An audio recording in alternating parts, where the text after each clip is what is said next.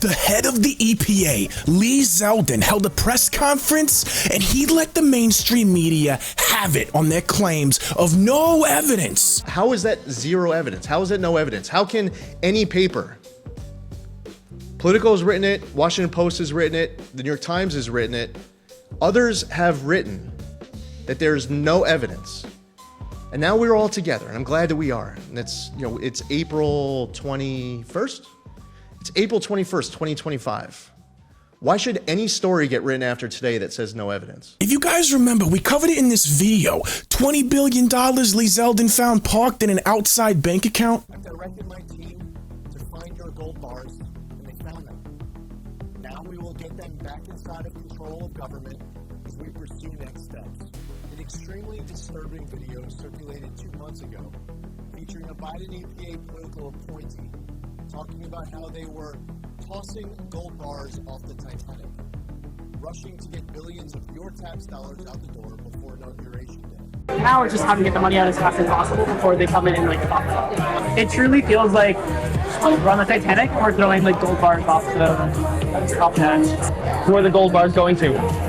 Nonprofits, states, tribes. We gave them the money because it was harder. If it was a government-run program, they could take the money away if Trump won, and because it was a insurance policy against Trump winning. The gold bars were tax dollars, and tossing them off the Titanic meant the Biden administration knew they were wasting it. Fortunately, my awesome team at EPA has found the gold bars.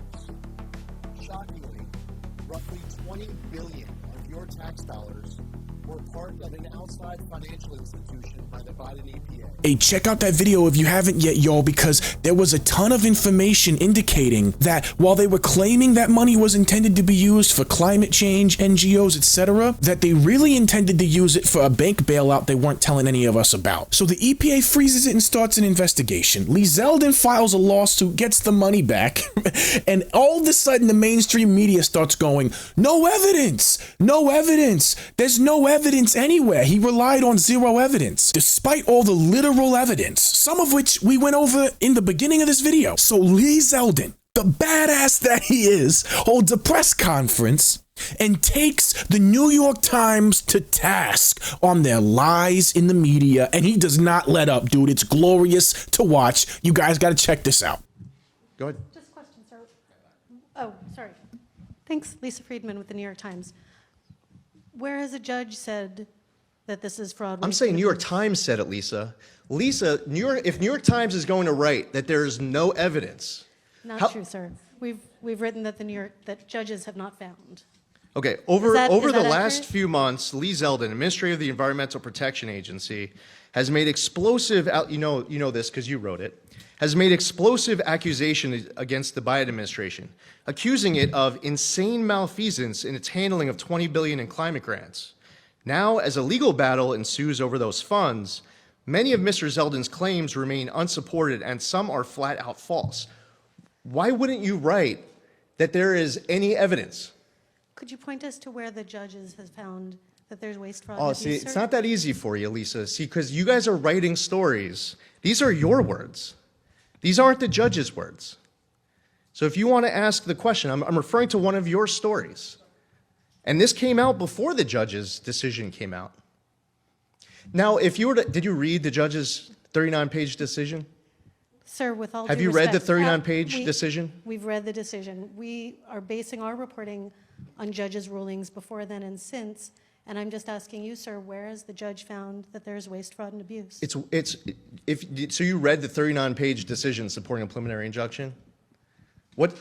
It's okay if you say no. Yeah, no, I've read all of it. Okay, that's okay. Nowhere in it does it acknowledge anything that I just said. It doesn't even acknowledge it. So if the New York Times wants to say that there is no evidence, and Politico wants to say it, and Washington Post wants to say it, and others want to say that there's no evidence. See, I have a job to make sure that I don't waste tax dollars.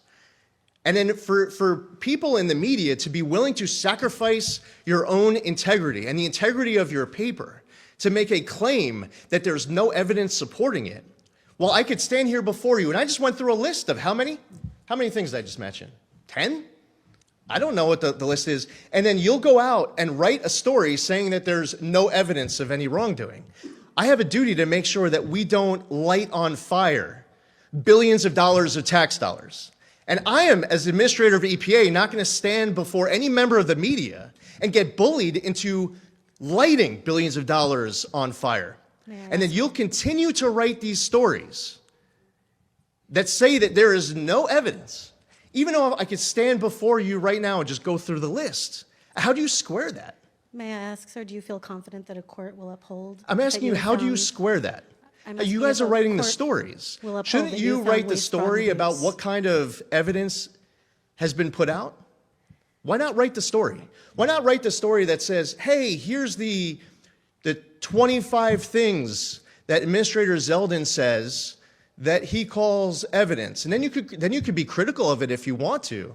But how about instead of, why would you not write that story? Could you speak, though, to why a judge has not supported this, has not said, yes? The district EPA court has judge found didn't even have waste, fraud, and jurisdiction to abuse? hear the case. Why the judge writes a 39-page opinion and doesn't even acknowledge that this even exists? Go read page 29. Oh, this is a good one. You're a reporter. Wait, what just happened? Wow, I guess it made him look too bad. Don't worry, guys. I got the rest. You're a reporter for the New York Times. You're probably going to be all over this. Look at footnote 7 on page 29. I will. Okay, and the judge says that there was no action, no amendment that was made post-election. Well, I mean, I'm looking forward to the story that says, well, what about January 13th of 2025, 1 week before inauguration? The accounts were being amended. And then talk about what the amendment was. It was an amendment to reduce EPA oversight, to make it harder to conduct oversight. The judge actually says that nothing happened after the election. So I am imagining that you are going to be filled with so much outrage when you read that footnote to the judge's opinion that says that that doesn't even exist. You can tell that journalist that he was excoriating is just some leftist ideologue. The questions that she was asking about the judge, well, did the judge say with the evidence? She didn't even read the ruling. She doesn't understand the concept of standing in a courtroom. She has no idea what she's talking about. She's trying to rely on this plausible deniability, leaning on, oh, the judge said the evidence, the judge this, that.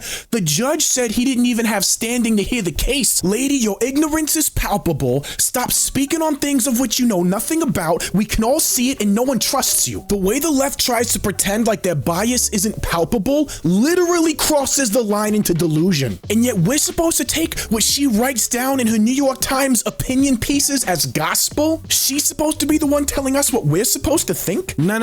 That's not the game we're playing anymore. Hey, you guys rock. I appreciate you, and I'm gonna see you on the next one.